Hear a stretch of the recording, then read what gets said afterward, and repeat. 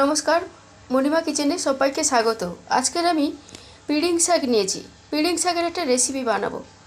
তো পিড়িং শাকটাকে প্রথমে আমি ভালো করে কেটে বেছে ধুয়ে নেব।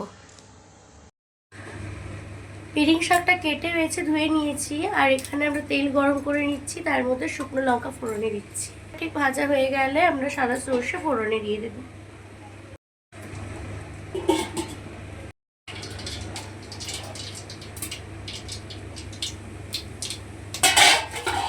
এরপরে কুচিয়ে রাখা শাকটা দিয়ে দেব।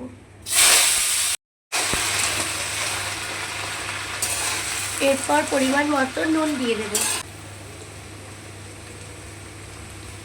হলুদ দিয়ে দেব, অল্প চিনি দেব। সব মশলাগুলো দিয়ে খুব ভালো করে নাড়াচাড়া করে নিতে হবে। শাকটা দিয়ে একটা ঢাকা দিয়ে দেবো।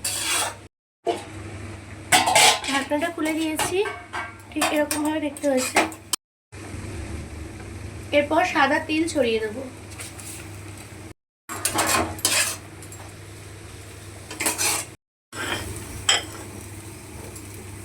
পিড়িং শাক ফ্রাই রেসিপি আমাদের কমপ্লিট হয়ে গেছে।